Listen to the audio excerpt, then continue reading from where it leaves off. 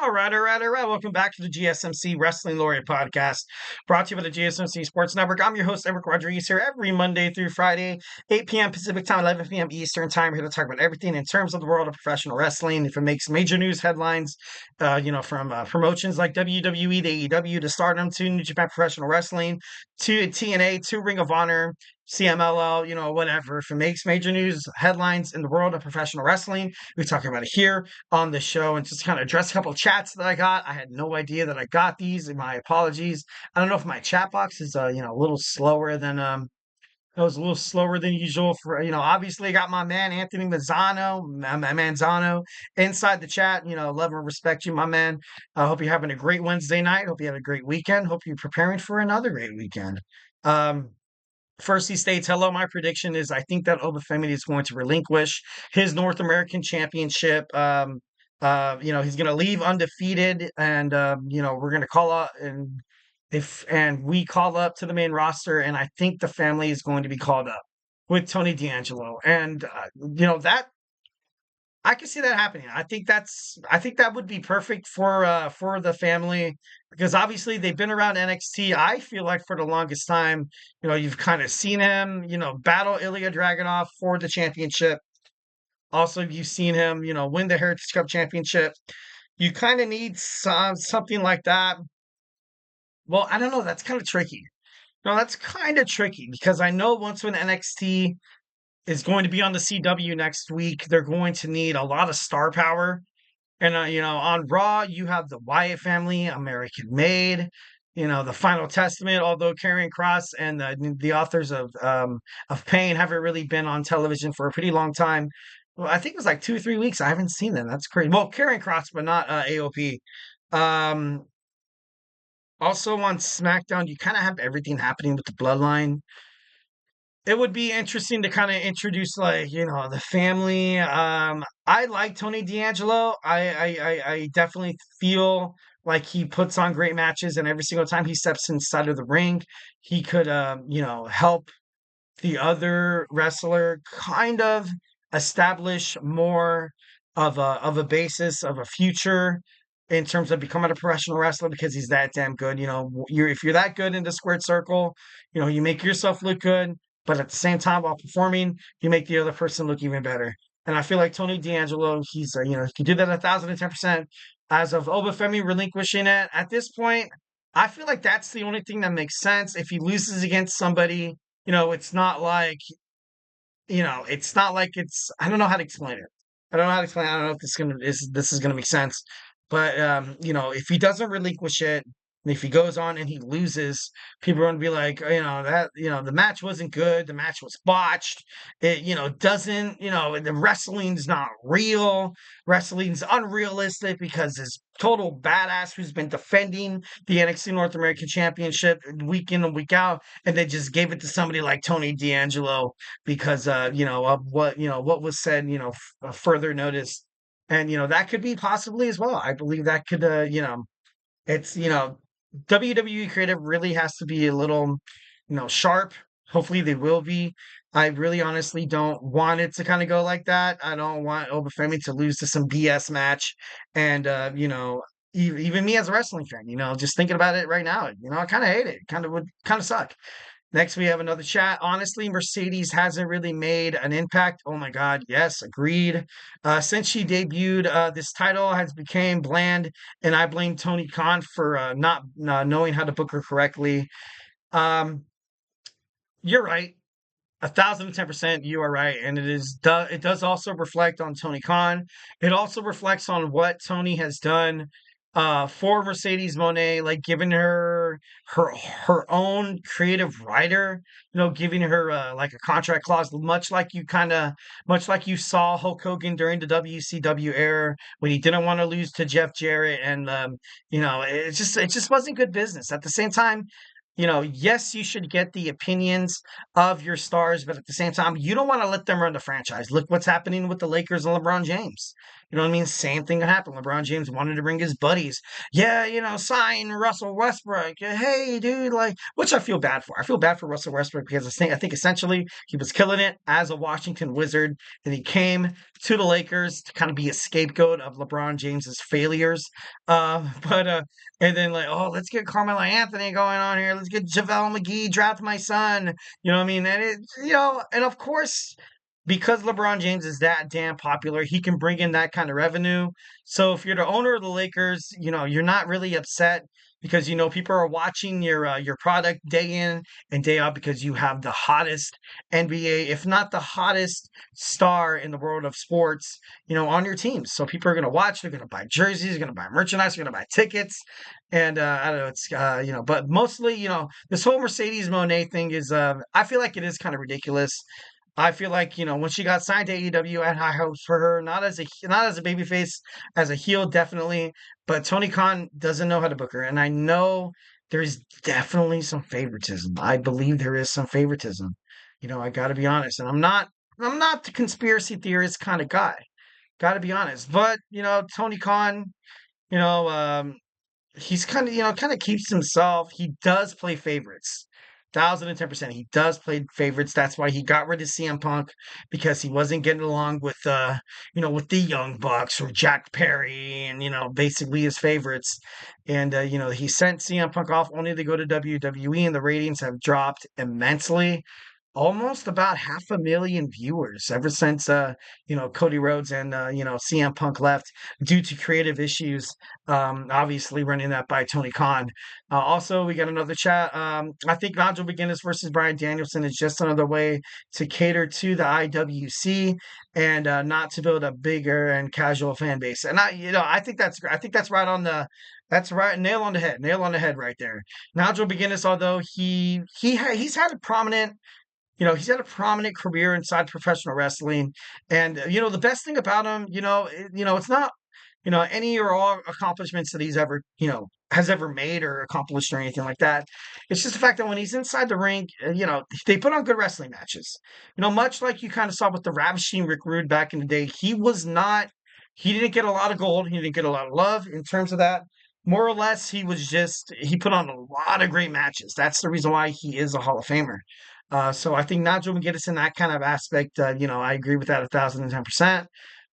When it comes to watching AEW, when it comes to watching wrestling, I read somewhere even AEW, the majority of people who watch it don't watch the independents. The independents are like that one. I'm sorry, that one I do not understand. Watch the independents. And I feel this match is going to be slowly turning Darby into a bad guy. I do. I feel like they are, turning him into a heel, which is terrible. I don't like that booking at all by Tony Khan, because he's starting to realize that TK does not believe in him to be the Tony Khan does not believe in him to be the face of the company, and he's going to lose to John Moxley. And I feel like he's going to lose. I was talking about that earlier. I feel like he's going to lose to John Moxley 1,010%. I agree because he's going to attack Danielson at Wrestle Dream. Because he's Darby Allin. I believe Darby Allin. Maybe I think that's because he's as of Darby Allin turning heel. I don't like it. I don't agree with it. I think he's the fans fan. I kind of compare him to Cactus Jack, like a Mick Foley kind of figure, where he goes out there and he puts his literally he puts his neck, his career on the line every single match he has. And for AEW to have success, having him jump onto the dark side, he has this feud with the Elite, with Jack Perry. Obviously, he didn't really, shine in terms of the not War Games match, but the Blood and Guts. Well, no, he technically did get the win because he was threatening to, put yes, Darby, okay, yeah, attacking Bryan Danielson. At this point, I feel bad for Bryan Danielson. He gets always, the Blackpool Combat Club turned his back on him, which was terrible. But then now you have Darby breathing down your neck. If John Moxley defeats Darby Allin tonight, I feel like Darby's going to go on a maybe a single, maybe like a different pack. I was talking about independent wrestling and the commitment. Even bigger portion of AEW fans don't watch independent wrestling, and that's correct. And you can go ahead and go on a limb and say WWE fans as well. They look at independent wrestling like a lot of these stars that leave WWE. They kind of take a break, kind of like what you saw with, what happened with Cody Rhodes, where he went to independent wrestling, then he went on Ring of Honor, then he started doing his thing in AEW, created AEW, and, and then I don't know, all of a sudden, like it just, independent wrestling, although I feel, especially under the Triple H Paul Levesque era, I feel like a lot of underground superstars are getting noticed on NXT. Stephanie McCure, obviously. Then you have Julia, international stars that are amazing. A lot of talks of Matt Cardona coming back to WWE. You've seen with the addition of the Bloodline, the MLWs, you see Tamatonga, Tungaloa, and Jacob Fatu. When Jacob Fatu made his debut, I thought it was the coolest thing in the world.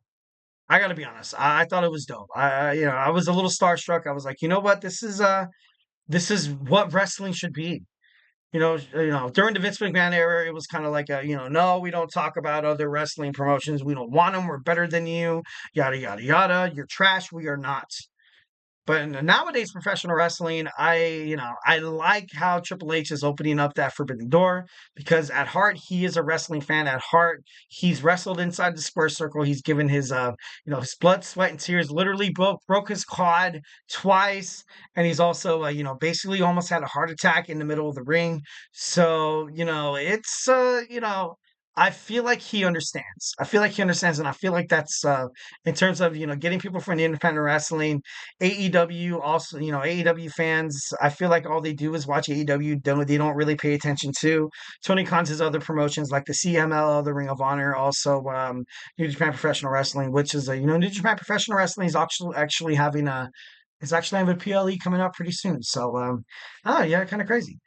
Totally, oh man, a lot of questions. I love it. Definitely, I'm gonna try to zip through this as soon as fast as I can, because I got my boy Emran's GSMC Soccer Podcast coming up super quick. Obviously, it wasn't your guys' fault; it was my fault. I don't know what happened with the chat.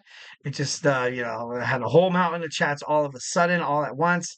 So, yeah, let's go and talk about some potential returning WWE superstars who could, first we're gonna start out with, Monday Night Raw. We're gonna start with Monday Night Raw. Obviously, Jimmy Uso. Jimmy Uso can make a run at WWE. He could come back and obviously be part of this bloodline, which would be pretty badass. Although he was actually, kind of, he was downplayed by Roman Reigns, and of course he was taken out by Solo Sikoa. He was the first victim of the new bloodline, which is kind of crazy. Will he join Roman to, even the odds, or will he join his brother Jey Uso to kind of help him, successfully defend that Intercontinental Championship? Here and there. Next, we have Charlotte Flair. Charlotte Flair, according to reports, it's been said that she is going to go back to WWE SmackDown. We're going to have a Queen versus Queen kind of storyline. She's going to fight Nia Jax. She's going to fight Nia Jax. Will she dethrone Nia Jax? I really honestly don't hope she does that. I like Nia as a champion. I think she finally deserves a nice, comfortable title run through her illustrious wrestling career. So I don't want to see the 12-time champion become the 13th. I think it was 14 or 12. I think it was. I don't want to see her win just automatically right off the bat. You know what I mean? Should be kind of crazy. Maybe they could settle this feud at WWE Survivor Series, which is a possibility. All right, next we have the Viking Raiders. Recently on WWE Raw, you saw a vignette of a couple of letters and stuff like that. A lot of people think it is the Viking Raiders. On Monday Night Raw, I like him, but I like him better on SmackDown. I got to be honest.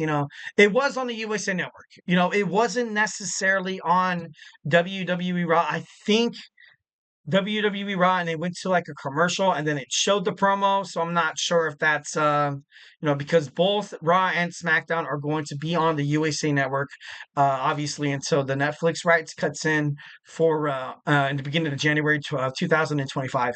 But I love myself some Viking Raiders. I want to see more I want to see more of an established tag team division in WWE. That's why I feel like you don't see a lot of tag teams. You don't see a lot of tag teams on SmackDown. You don't see a lot of tag teams on Monday Night Raw whose sole purpose is to be tag teams. I got to be honest. I hate it. Absolutely hate it when two former Intercontinental champions, two single stars who can be making bank as singles wrestlers, join forces together to overcome this thing called the tag team division. Save the tag team division and the tag team belts for tag team wrestlers, for people who have great chemistry, for people who actually go in and like that's, not all they do, obviously, that's not all they're going to do. But, tag team wrestling hasn't been prominent in professional wrestling for a pretty long time. You had the New Day, then you had, the Usos, you had that rivalry going on, and I thought that was pretty badass. And then on SmackDown, you would put some team like Rhino and Heath Slater, and then you put Grayson Waller and Austin Theory together. The Hurt Business could have been a successful tag team, but obviously under the Vince McMahon era, like didn't really, come in fruition. The Street Profits are being wasted. Montez Ford is one of the most. Oh my God, whenever he goes inside the ring, I love it. I love watching the Street Profits because Montez Ford is so electric. So electric. Definitely, rising. He's become one of my most favorite superstars on Raw, SmackDown, AEW, New Japan, and all the wrestling. I feel like, he definitely does have a singles run in him, 1,010%. So, the tag team division needs work. I feel like it does need work. If not, make the WWE World Tag Team Championships just one. There's no use of having two belts if you're going to give the belts to this new Tomatonga who doesn't even know how to freaking hit a low blow, who keeps botching it. Tomatonga who can't talk on the mic. If you're going to give them the tag team championships and dethrone DIY only after a week of being champion, and DIY is an actually tag team. They're an actual tag team. Johnny Gargano, Tommaso Ciampa. Tag team wrestling, people watch it not for the individuality of the superstars in itself. You know what I mean? They more or less watch and see how these two kind of come together. And that's the reason why the New Day's been so successful. Back in the day, that's the reason why you had the Hardy Boys back in the day. That's the reason why you kind of saw the Four Horsemen kick total ass. You saw Hawk and Animal, the Road Warriors. And now you just WWE just puts two people together and be like, hey, guess what? You guys are the new WWE Tag Team Champions. I don't think it should be like that. I don't think it should be like that. I think when the Viking Raiders come back, I feel like glory will follow. I feel like it has to follow. Next, we have Shotzi. Shotzi, I think she's going to be on SmackDown, focused on, a couple of women stars. Obviously Chelsea Green, also Naomi, and she definitely has, she could team up with someone like Michin. They kind of have the same, kind of chaotic, in-ring style of matches and stuff like that. Maybe a future tag team for the women's division. Who knows? Next, we have Asuka. Asuka is ready to come back to WWE. It's just a matter of time. New contract. Fresh, starting off fresh, so 1,010%. I think she's going to come back bigger, better, and stronger than ever. Maybe something doing with damage control, evening up the odds against the Pure Fusion Collective. And Alexa Bliss, she's joining the Wyatt Six. I don't care what you have to say. At this point, when she comes back, it would make no sense for her not to join the Wyatt Six. So, a lot of people had this anticipation of her coming back to WWE to join the Wyatt Six, and I think it's possible. Big E Langston obviously could be the glue to bring the New Day back together. That could be it. But recently in an interview, he kind of said that, hey, they could be good as singles wrestlers, or they could be good as a tag team again. Kind of leaving it, open-ended, giving an open-ended answer, not really answering the true question of how you feel about the New Day breaking up. Um, you know, um, should be interesting. I want to see Big E come back. Like I said, I don't want to see the New Day break up. Next, we have Raquel Rodriguez. Raquel Rodriguez, obviously, Liv Morgan cannot win a championship match on her own. She's going to need some help. Obviously, bringing in a muscle like Roxanne Perez could possibly bring it over the top. She's been doing really, really good in terms of her injury. Well, it's not really an injury, kind of like a. I don't really want to call it a disease because I don't want to overplay it. I don't want to underplay it. Basically, the reason why she's out. Basically, the reason why she's out. She hasn't been able to step inside of a WWE ring in a long time.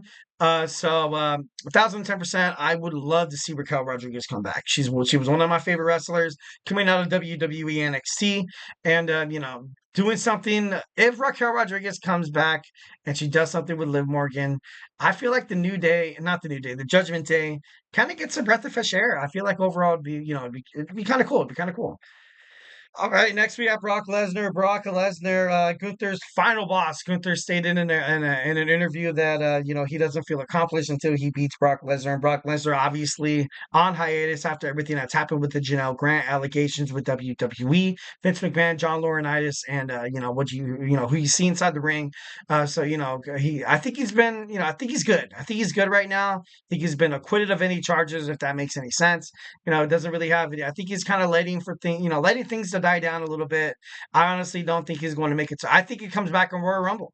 He was supposed to come back, this year at the Royal Rumble.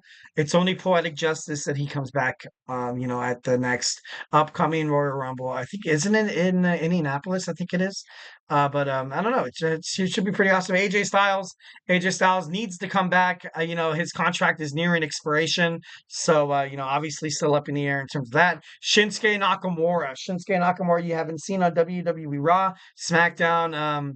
He was featured a couple of times. Obviously, I think he made a shout out of his of one of his training partners who fight in the UFC.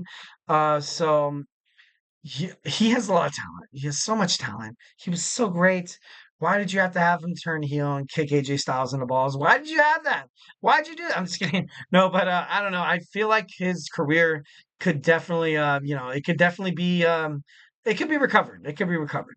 All right, guys, wrapping this up fast, and I apologize. Of course, always going over. We talked about potential storylines for returning WWE superstars, and now we're going to talk about Netflix's Mr. McMahon, which is available on Netflix. So make sure you check it out.